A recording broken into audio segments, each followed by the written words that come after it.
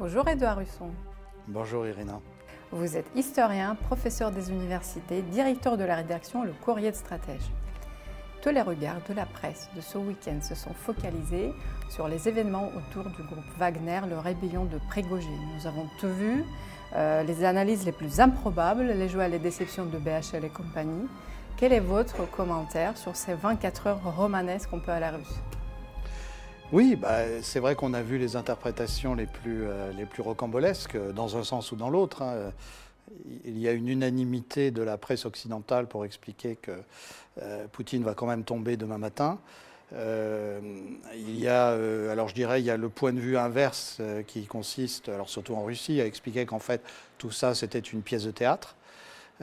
Moi je crois que, en fait, quand on regarde bien, ça faisait plusieurs mois que Prigojine n'était plus en phase avec non seulement le ministère de la Défense, mais en fait le président russe lui-même. Et donc il y a quelque chose qui a monté, qu'on peut suivre. On n'y a pas fait très attention parce que dans le flot de nouvelles que nous avons, malgré tout, il y avait des signes. À la mi-avril, Prigojine avait demandé très curieusement qu'on arrête l'opération spéciale en disant ça y est, on a obtenu ce qu'on voulait, ça devrait s'arrêter. C'est un peu le contraire de ce qu'il a semblé dire ces derniers jours, qu'on n'en faisait pas assez. Bon. Et puis, à la mi-mai, il y avait eu cet épisode très très curieux dans les Ukraine Leaks, ces documents officiels américains qui ont été mis sur Internet et dont on a commencé à parler. Il était question de pourparlers entre Prigojine et les Ukrainiens pour arrêter la bataille de Bakhmout, qu'elle n'aille pas jusqu'au bout, épargner des vies en échange de... On ne comprenait pas très bien ce qu'il donnait des renseignements sur les manœuvres de l'armée russe. Bon. Et est-ce que c'était vrai ou pas? Moi-même, à l'époque, j'y avais pas trop prêté attention parce que, vu le manque de fiabilité de beaucoup d'informations occidentales sur le conflit, je m'étais dit c'est une chose rocambolesque de plus. Bon, il n'empêche qu'on a été surpris vendredi après-midi lorsqu'on a vu d'abord une déclaration de Prigojine qui disait des choses manifestement fausses, du genre les Ukrainiens n'ont jamais tiré sur des civils dans le Donbass. Il n'y a pas besoin d'être pro-russe pour savoir que les Ukrainiens, depuis 2014, ont bien tiré régulièrement sur des zones civiles sans qu'il y ait aucune valeur militaire, et ça continue pendant cette guerre. Et puis, il disait aussi que l'armée russe était en train de fuir de certaines zones face à la contre-offensive ukrainienne. Moi, j'ai eu un réflexe très simple. J'ai pris si vous voulez suivre la ligne de front exacte et vérifier les cartes, vous prenez la carte des incendies de la NASA. Et en fait, les satellites de la NASA repèrent les endroits où il y a des incendies à cause des affrontements. Et donc, j'ai vu que la ligne de front n'avait pas bougé. Donc, il y avait quelque chose qui n'allait pas. Moi, j'ai compris que c'était quelque chose de sérieux lorsque le soir donc c'était vendredi soir, on a entendu le général Surovikin s'adresser à Prigojine au nom de la camaraderie entre combattants. Et là, je me suis dit, s'il y a cette intervention-là, c'est que ça devient sérieux. Jusque-là, la vidéo qui était censée montrer que l'armée russe avait lancé des missiles sur des positions de Wagner m'avait paru assez folklorique. Bon. Alors, on a vu ensuite, samedi matin, bien entendu, des détachements de Wagner, entre autres à Rostov. On a entendu parler d'une marche sur Moscou, même si... Je pense que l'épisode est très significatif parce qu'on voit le peu de confiance qu'on peut avoir dans les vidéos à partir du moment où elles ne sont pas localisées, détaillées. Je pense qu'il y a encore des tas de choses dont on ne sait pas si c'était vrai ou faux. Mais on a entendu aussi le discours du président russe qui était très clair et qui montrait que c'était pris au sérieux. Alors moi, j'ai une interprétation qui me semble la plus évidente. C'est peut-être ma formation d'historien qui me fait dire qu'il faut toujours avoir des explications relativement simples. Je ne dis pas simplistes, mais que se passe-t-il dans la journée de samedi? Et sans qu'on spécule à outrance sur les intentions de Prigojine. Dans la journée de samedi, après le discours du président, on voit l'armée, l'appareil d'État, les gouverneurs de région la société qui se solidarise avec le président russe. Quelles qu'aient été les intentions ultimes de Prigojine, sur lesquelles on peut spéculer, mais visiblement ça n'était pas des bonnes intentions, on constate au fur et à mesure de l'après-midi que la situation s'apaise et donc personne n'avait deviné que ça irait aussi vite, mais on n'est pas surpris le soir quand on apprend que Prigojine, qui avait dit le matin qu'il ne céderait jamais pour rien au monde, ni au président, ni au FSB, ni à l'armée, eh bien, l'après-midi, il accepte quelque chose qui relève de l'exil. Hein, il faut appeler les choses par leur nom. Il est obligé de quitter le territoire russe. Donc, on a effectivement quelque chose de tout à fait étonnant, qui est une journée improbable. On a en face de ça une double réaction occidentale, parce qu'il y a effectivement tous les gens de médias et les intellectuels ou autoproclamés tels qui s'excitent. Je laisse les qualificatifs. Mais on a aussi, ce qui moi me semble tout à fait significatif, une réaction très silencieuse des différents gouvernements, avec un faux intérêt sur la question de savoir si c'est pas dangereux ce qui va se passer en Russie. Est-ce que le pouvoir, est-ce qu'on sait toujours qui maîtrise les ogives nucléaires? Entre nous, la question est assez risible. Quand on voit l'état de santé du président Biden, je pense que s'il y a un danger aujourd'hui, que l'arme nucléaire ne soit pas forcément bien contrôlée, elle est du côté américain, parce que le président n'est plus en état d'exercer ses fonctions. Donc, à partir de là, je pense qu'on a une réaction qui est très suspecte et qui, moi, me donne à penser que les Américains en savaient beaucoup plus que ce qu'ils ont bien voulu dire. Alors, hier soir, dans le Washington Post et dans d'autres journaux, on apprend que les services américains ont déclaré qu'en fait, ils suivaient ça depuis 15 jours et qu'ils étaient très inquiets, etc. On ne peut pas spéculer outre mesure. Mais la semaine dernière, il y a une dizaine de jours, dans le Courrier des Stratèges, j'avais publié un article dans lequel je disais il est évident que la guerre tourne en faveur de la Russie. Et donc, pour les Américains, ce sera une défaite, mais comment est-ce qu'on peut essayer malgré tout de gâcher la victoire russe? Alors, je reconnais, j'avais imaginé des scénarios militaires, j'avais oublié le scénario effectivement apparemment improbable d'un putsch. Alors, improbable pourquoi? Parce que les Américains se sont résignés à l'idée qu'il n'y aurait pas de révolution de couleur en Russie. Et ça, même les instituts extérieurs les plus hostiles constatent que l'opinion russe est derrière le président. Donc, il fallait effectivement, et souvent on n'a pas l'imagination assez perverse, il fallait effectivement imaginer qu'on pousse quelqu'un qui soit apparemment plus royaliste que le roi, plus nationaliste que le président russe, pourtant très patriote, etc. Et donc voilà. Alors c'est une hypothèse, j'ai des éléments qui convergent vers ça, et juste pour finir sur ce point, il me semble que si les Américains disent qu'ils étaient au courant, a fortiori, nous, lecteurs des médias, d'Internet, qui savions, avons vu monter quelque chose, et a fortiori, le pouvoir russe, on imagine qu'il savait beaucoup de choses. Il a laissé s'avancer Prigojine, c'est sans doute l'explication la plus vraisemblable. Ça veut dire aussi, contrairement à la thèse de la plupart des observateurs occidentaux, ça veut dire que le pouvoir russe se sentait assez fort pour ne pas frapper tout de suite et pour laisser s'avancer de manière à exposer le réel rapport de force devant la société russe. En parlant de Evgeny Prigojine, finalement, il se trouve en ce moment en Biélorussie. On ne sait pas où exactement, mais probablement pas très loin de Kiev. Oui, alors j'ai lu ça effectivement sur Internet, sur les réseaux sociaux. Il y a beaucoup de spéculations. Je crois qu'il faut faire attention. Il y a 2 jours, il était à 20 km de Moscou, disait-on, et puis aujourd'hui, on dit qu'il est tout près de Kiev.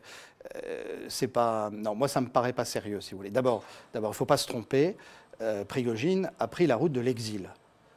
Ensuite, autant que je sache, le président Loukachenko, c'est pas un jugement de valeur, mais pour être au poste où il est, c'est pas un tendre.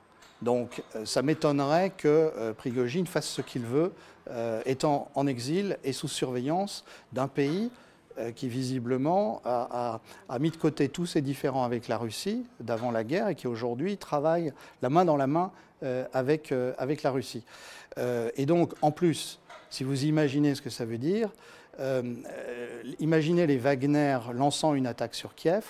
D'abord, ça serait incohérent avec ce qu'a exprimé le président russe devant les correspondants de guerre il y a une dizaine de jours, lorsqu'il leur a exposé les choses. Il leur a dit il va y avoir la contre-offensive ukrainienne, on va voir ce qu'elle donne. Si nous arrivons à la conclusion que l'outil militaire ukrainien est totalement émoussé, à ce moment-là, nous verrons bien si nous avançons. Sinon, il faudra continuer à émousser cet outil. Et il a parlé ouvertement de la question de Kiev. Il a dit que l'idée de retourner à Kiev n'était pas à l'ordre du jour, mais que peut-être la question se poserait un jour, mais vraisemblablement, elle demanderait dans ce cas-là une nouvelle mobilisation. Donc on voit bien, et ce n'est pas les Wagner qui vont le faire. Et je pense que, si vous voulez, il y a beaucoup de fantasmes autour de Wagner, parce que cette compagnie militaire privée, elle ne peut se battre que dans la mesure où elle a l'appui de l'artillerie et de l'aviation russe. Je veux dire, en eux-mêmes, oui, ils ont un peu de blindés, ils ont un peu, mais tout ça, ça leur est mis à disposition par l'armée russe. Donc, imaginez qu'à eux tout seuls, ils lancent une opération sur Kiev. Moi, je n'y crois pas. Dernier point, c'est l'occasion de rappeler que, contrairement à ce qu'ont affirmé tous les médias occidentaux, au début de la guerre, il n'y a jamais eu d'intention de la Russie de s'emparer de Kiev. Il y a eu, et puis sinon, il ne serait pas entré à 1 contre 3. Dans ce cas-là, il serait entré à 3 contre 1. Il y a eu la volonté de fixer les troupes ukrainiennes qui se trouvaient autour de Kiev, de manière à pouvoir, pendant ce temps, conquérir le sud du pays, de l'Ukraine, enfin, les régions qui sont au nord de la Crimée. C'est ça qui a été fait. Quand, au bout d'un mois, cette mission-là a été largement accomplie, à ce moment-là, les troupes russes se sont retirées. Ça coïncidait avec la tentative d'arriver à l'accord d'Istanbul. Les Ukrainiens ont été tentés de le faire, les Américains les ont dissuadés d'accepter. C'est à ce moment-là que commence la deuxième phase de la guerre qui se déroule essentiellement dans le Donbass. On est entré avec la nouvelle phase, avec la contre-offensive ukrainienne, sans doute dans une troisième phase qui vraisemblablement débouchera sur une contre-offensive russe à un moment ou un autre qui marquera la fin de la guerre.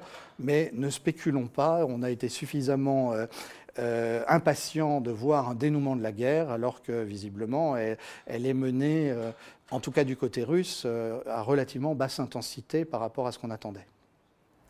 Vous êtes historien et nous avons tiré beaucoup de parallèles avec 1917. Le président Poutine, également dans son discours, a souligné qu'il n'allait pas permettre de plonger le pays dans la guerre civile, parlant des événements de la révolution russe. Est-ce que, presque 100 ans plus tard, est-ce que le pays peut-il retrouver les fragilités du passé ou finalement, selon vous, le Kremlin sort à renforcer de cette épreuve ? Alors, je crois que la comparaison avec 1917, elle est très intéressante à plusieurs titres. La première chose, c'est qu'on comprend que du point de vue russe, 1917, ça soit l'année traumatisante par excellence, celle où tout bascule et celle où la société bascule dans un cauchemar de plusieurs décennies. Donc ça c'est évident. Mais pour moi, il y a quelque chose qui est beaucoup plus intéressant, c'est que en explicitant la référence à 1917, il me semble que le président russe a explicité par la même occasion deux choses. La première, c'est qu'il a justifié, sans le dire, mais la manière de mener la guerre à présent, c'est-à-dire une guerre qui n'est pas une guerre totale. Et ça, je crois que beaucoup d'observateurs sous-estiment ça. C'est très intéressant de dire pourquoi est-ce que la guerre ne va pas plus vite, pourquoi... Oui, sauf que l'expérience de la Première Guerre mondiale, c'est celle d'un État russe qui était certes modernisé, mais qui n'a pas tenu le choc de la mobilisation pour une guerre totale. Et ça, je crois que c'est quelque chose d'absolument fondamental. La deuxième chose, et je crois que 1917, dans ce cas-là, ça renvoie, en fait, c'est 1917 et ce qui a suivi. Et la deuxième chose, c'est le souci visible samedi d'éviter le bain de sang, d'éviter même le début d'une impression de guerre civile. Et là encore, je pense que les observateurs occidentaux se trompent complètement. Je crois que samedi a manifesté un soutien de la société russe à son président, mais aussi parce qu'il a réussi à dénouer le conflit, ou le conflit potentiel, sans qu'il y ait d'épisodes d'affrontement majeurs. Et ça, je crois que c'est absolument fondamental pour comprendre, et ça me ramène au sujet que je mentionnais à l'instant. Pourquoi est-ce que les Russes n'y vont pas plus fort? Pourquoi est-ce qu'ils ne mènent pas la guerre de manière beaucoup plus déterminée en apparence? Eh bien, je pense que tous ceux qui disent ça ne comprennent pas ce qu'a été l'expérience des deux guerres mondiales, ne comprennent pas ce qu'a été l'expérience du communisme, de la guerre civile pour la société russe. Et la société russe, on l'oublie trop souvent, est une des sociétés qui a le plus souffert au XXe siècle des conséquences de ces bouleversements majeurs. Et elle l'a souffert dans sa chair. Et donc, il me semble absolument évident depuis le départ qu'une stratégie de guerre, on va dire, progressive, en fait, s'explique par l'expérience du pays et le souci qu'a un président qui considère que la société russe est encore par bien des aspects convalescente du XXe siècle. Eh bien, le souci qu'il a de ne pas brusquer les choses, même si, par ailleurs, il a considéré, à tort ou à raison, hein, je ne vais pas entrer dans ce débat, mais il a considéré qu'il n'y avait pas d'autre solution que d'aller à l'affrontement en février 2022. Donc, ce qui manque totalement dans la plupart des commentaires occidentaux, c'est cette capacité à tenir tous les fils et à voir que, d'une part, aujourd'hui, un chef d'État russe, qu'il s'appelle Poutine ou un autre, ne peut pas se permettre de violenter la société comme, par exemple, Staline l'a fait pendant la Deuxième Guerre mondiale pour résister à la Wehrmacht, premièrement. Et deuxièmement, il ne peut pas non plus se permettre de tout accepter des Occidentaux. C'est comme ça que moi je lis les motivations de la décision, donc il faut bien faire la guerre. Et simplement, on voit que la guerre, c'est un mélange. La guerre n'est pas seulement militaire sur le terrain, elle est aussi diplomatique ou géopolitique, elle est aussi économique. Et donc, c'est toutes ces dimensions-là qu'il faut avoir en tête. Pour revenir à l'Europe et à l'escalade avec la Russie, Charles Michel se dit favorable à l'entrée de l'Ukraine dans l'Union européenne, car selon lui, je cite, « l'Europe sera plus solide, plus soudée ». Comment est-ce que l'Europe sera plus protégée avec le pays en guerre? Ah bah vous savez, je pense que tous ces leaders occidentaux européens sont des enfants de 1968. C'est les années de jeunesse de Charles Michel. Et ce sont des gens... Il faut se rappeler que 68 en Occident réclamait un droit à l'incohérence. C'était grandiose, mais c'est un des slogans les moins célèbres de 68, mais peut-être les plus décisifs. Nous réclamons un droit à l'incohérence. Donc là, on a un énoncé. Moi, je dis bravo à Charles Michel parce que finalement, il est resté fidèle aux idéaux de sa jeunesse. Il a. Enfin, je veux dire, comment est-ce qu'on peut dire quelque chose d'aussi incohérent? Effectivement, je veux dire, un pays en guerre ne peut pas rentrer dans l'Union européenne qui théoriquement sert la paix. Alors, vous me direz, c'est vrai qu'aujourd'hui, on se demande quand on voit l'Union européenne. Mais ensuite, si vous voulez, moi, je suis beaucoup allé en Ukraine il y a une quinzaine d'années.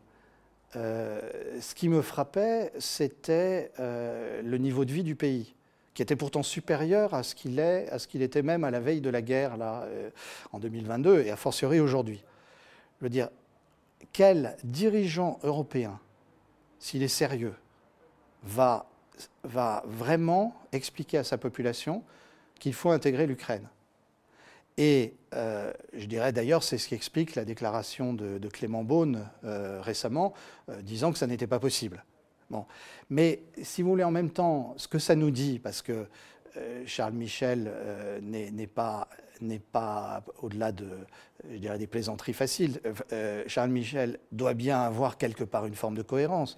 Donc ça veut dire qu'en fait, le projet de l'Union européenne, il n'est plus un projet rationnel. C'est un projet pour, à tout prix, consolider une alliance euro-américaine par principe anti-russe. En fait, c'est ça. Et alors, je rappellerai quelque chose de très important, parce qu'on dit souvent les Américains, les Américains. C'est vrai, on ne prête qu'aux riches. Les Américains ont beaucoup fait pour la situation actuelle.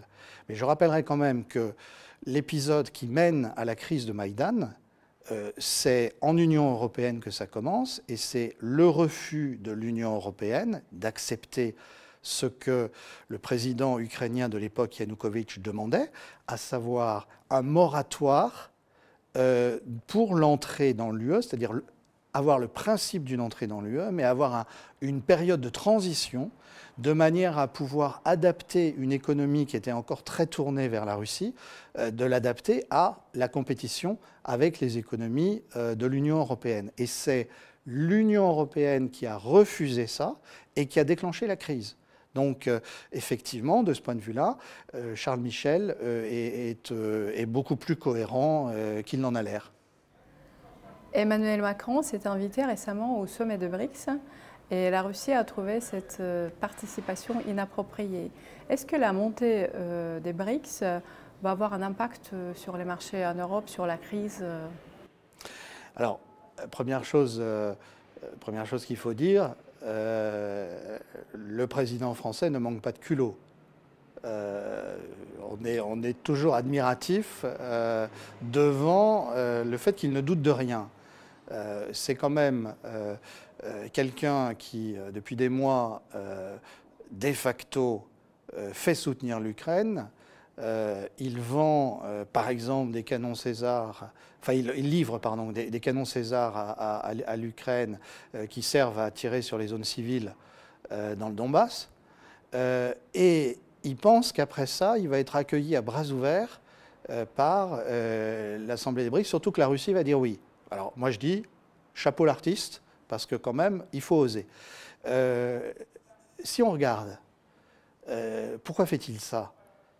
Il y a quelque chose qui est absolument terrifiant du point de vue des intérêts français. C'est le fait que si les BRICS lancent, comme on le dit, une monnaie commune, cette monnaie va avoir un pouvoir d'attraction extraordinaire sur les pays africains qui vont naturellement abandonner le franc CFA. Pourquoi? Parce que le franc CFA, dont ils essayent de sortir et dont ils sortent progressivement, d'ailleurs depuis des années, ça va accélérer les choses. Le franc CFA est vu comme une série de contraintes. Effectivement, on a eu une attitude totalement absurde depuis le traité de Maastricht, consistant à vouloir aligner le franc CFA sur l'euro. Donc ça n'est plus qu'une série de contraintes. En plus, il n'y a même plus l'avantage économique d'une monnaie adaptée aux économies locales, mais on a toujours les contraintes de ce que dit le grand frère français, qui en plus, plus il est à gauche, plus il a un comportement néocolonial. Et donc, on va avoir une monnaie des BRICS menée sur un pied d'égalité, visiblement avec une base monétaire solide. Quel pouvoir d'attraction? Donc je crois que c'est ça qui motivait Emmanuel Macron, et j'imagine qu'il n'a pas renoncé, il va essayer jusqu'au bout de se faire inviter, et il voudrait avoir effectivement son mot à dire pour éviter que ça soit l'hémorragie hors du franc CFA. Je crois que de toute façon c'est une illusion. Mais alors là je parle parce que c'est important aussi que les gens comprennent bien mon point de vue. Je peux critiquer la politique française, je peux critiquer les États-Unis, je ne m'en prive pas. Mais ce que je vois, moi, ce qui me semble terrifiant dans cette crise du point de vue français, c'est comme notre gouvernement est dépassé par les événements. On voit visiblement à l'occasion de cette guerre que nous n'avons pas l'outil militaire approprié. On voit que le rejet de la politique française en Afrique est considérable et qu'il mène assez naturellement un certain nombre de pays africains à se tourner vers la Russie. Et on voit aussi que le fait d'être revenu dans le commandement intégré de l'OTAN est quelque chose qui nous apporte bien peu d'avantages. Alors, à partir de là, il peut y avoir aussi des facteurs personnels. Je pense qu'un des gros défauts d'Emmanuel Macron, c'est que même s'il a quelquefois de bonnes idées, les actions ne suivent pas. Et donc il finit par se rallier à ceux qui agissent. Et ceux qui agissent en Occident, ce sont les atlantistes les plus déterminés. On a donc là aussi, malheureusement, une politique incohérente. Et du point de vue des intérêts français, je le regrette. J'en profite pour donner bien clairement ma position. Je pense depuis le départ que dans ce conflit, la France n'avait pas à prendre parti, ni pour l'Ukraine, ni pour la Russie. La France avait à rester neutre et à se proposer comme puissance de médiation. Alors, j'entends bien qu'en Russie, on me dira, mais vous avez eu votre chance avec les accords de Minsk, vous ne les avez pas fait respecter. Je suis bien d'accord, mais ce n'est pas parce qu'on s'est trompé qu'on ne peut pas un jour bien faire les choses. Justement, nous sommes au dialogue franco-russe. Je me demande chaque fois, est-ce qu'on pourrait trouver cet équilibre dans les années qui viennent entre la Russie et la France, dans les relations diplomatiques notamment? Alors, je crois qu'il faudra bien le retrouver un jour. De toute façon, si vous voulez, il n'y a pas d'Europe sans la Russie.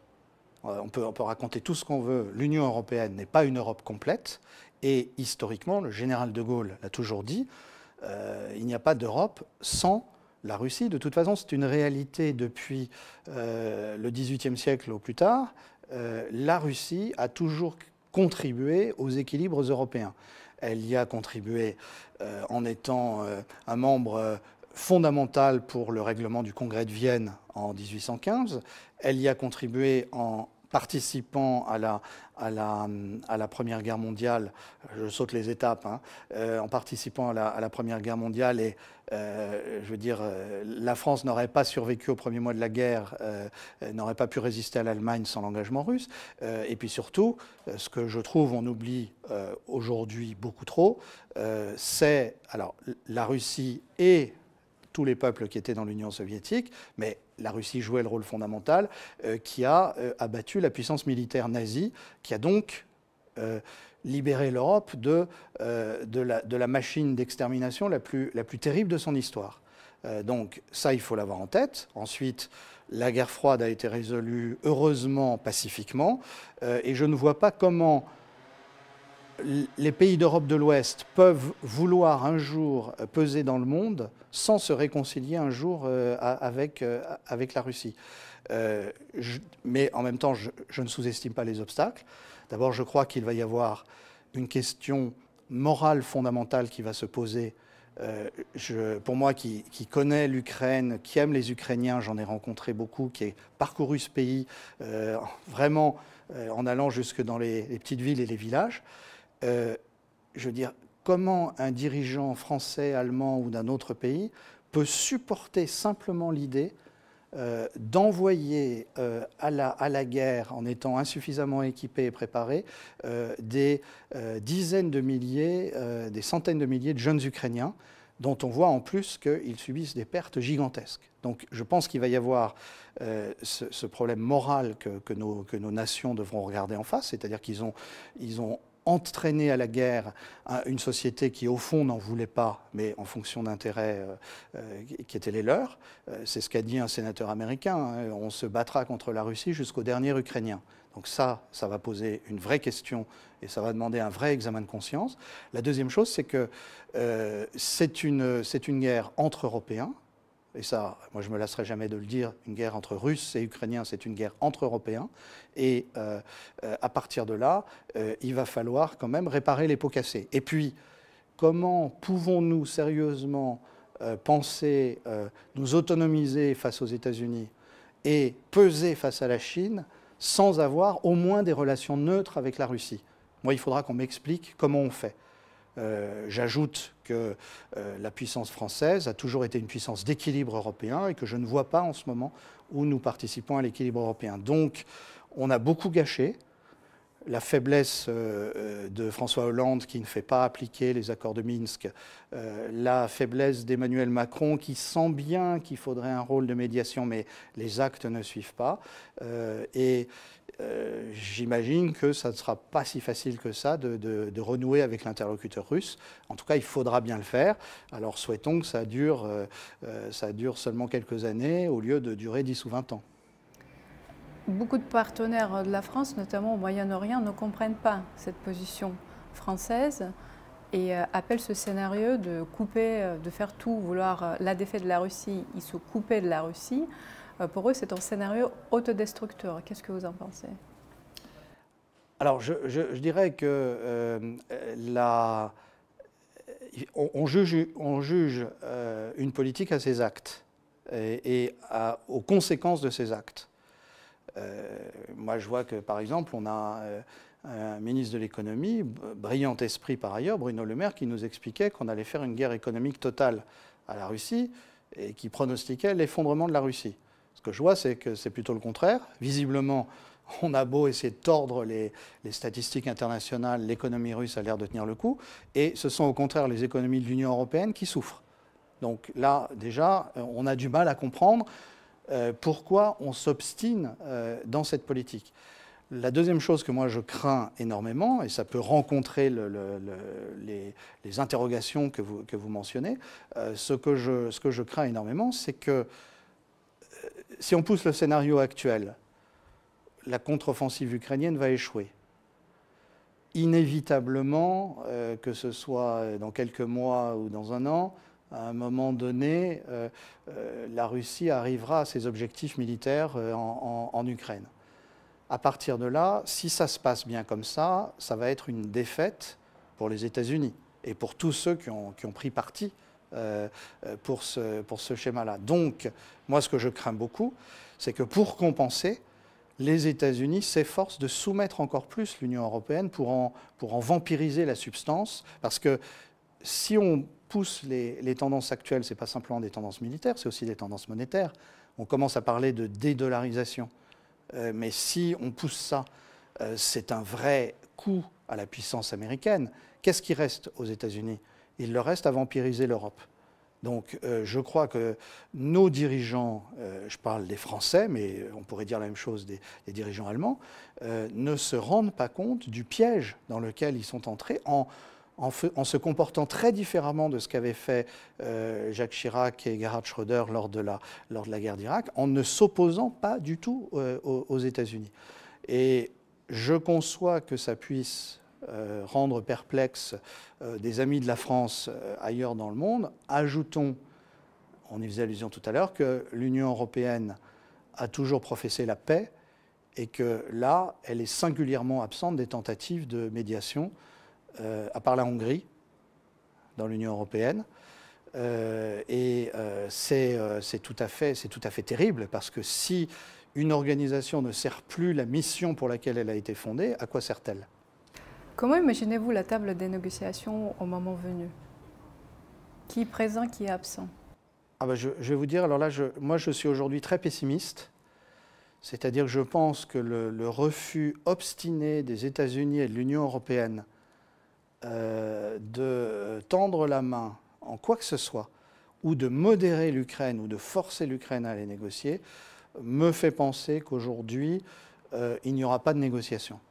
C'est-à-dire qu'il y a un moment où la Russie jugera qu'elle a atteint ses objectifs militaires, et à ce moment-là, on aura en face, et c'est absolument tragique, une société ukrainienne qui aura été en partie vidée de sa substance, toute une génération qui aura été fauchée. Et donc, à ce moment-là, ça sera une capitulation sans condition.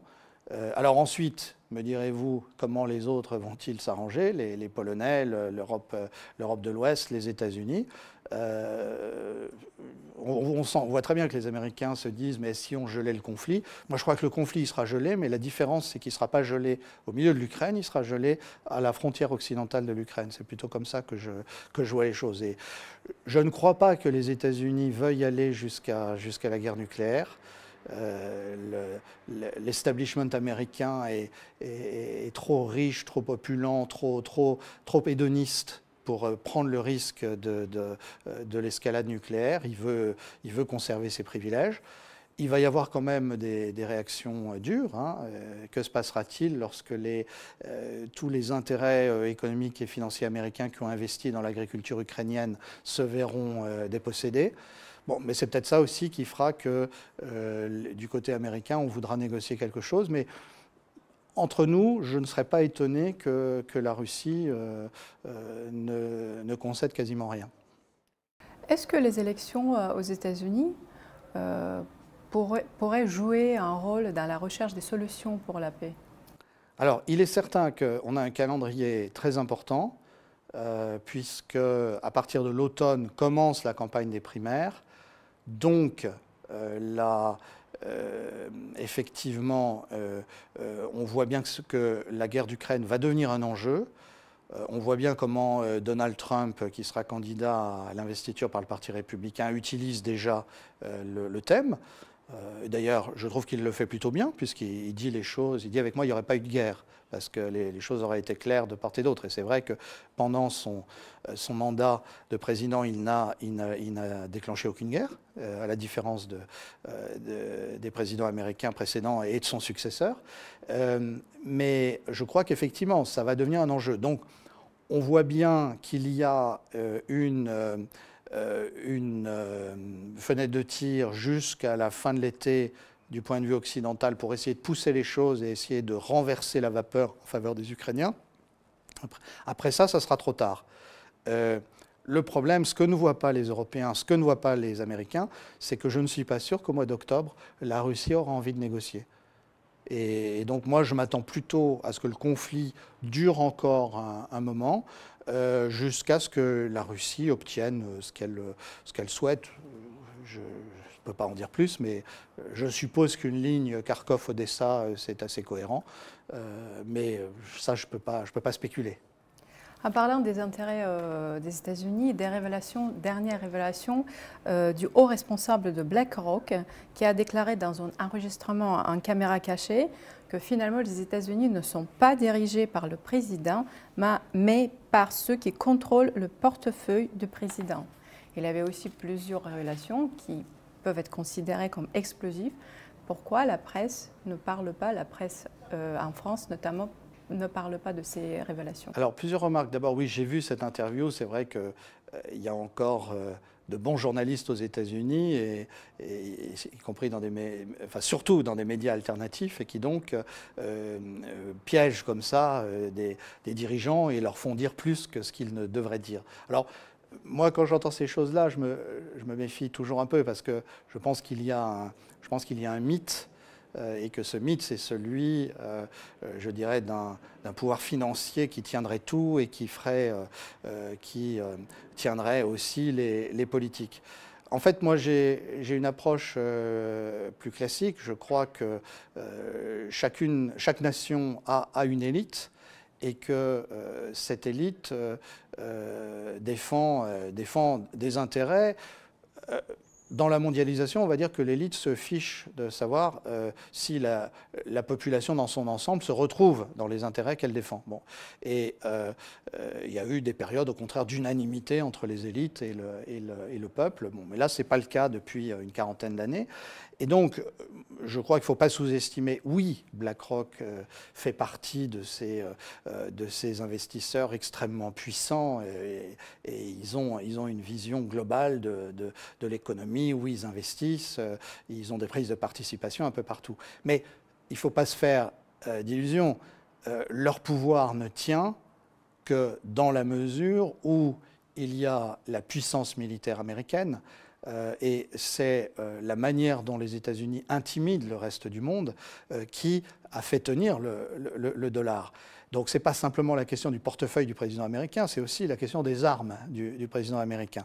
Alors vous me direz peut-être BlackRock investit dans l'industrie de l'armement aussi. On est bien d'accord. Mais en fait, vous avez, je crois que ça, moi je ne suis pas du tout séduit par les thèses qui voient un pouvoir occulte. Non, il y a effectivement aujourd'hui un pouvoir américain, je dirais même anglo-américain. Pensons aussi à la coopération des services, les Five Eyes, etc. Il y a un pouvoir anglo-américain qui, jusqu'à récemment, pensait qu'il dominait le monde. Alors, ça avait des conséquences. BlackRock, par exemple, a largement investi dans les terres ukrainiennes, en contournant la législation ukrainienne et ensuite en instrumentalisant le président Zelensky contre la volonté du peuple ukrainien. Bon, mais une fois qu'on a dit ça, on voit bien que c'est un faisceau de facteurs financiers, économiques, monétaires, politiques, militaires. Et quelle est la grande nouveauté de l'année 2022? C'est que jusque-là, ce pouvoir américain se voyait tout puissant. Il avait des alliés, les Britanniques, il avait des vassaux, les Européens, continentaux, et il se voyait tout puissant.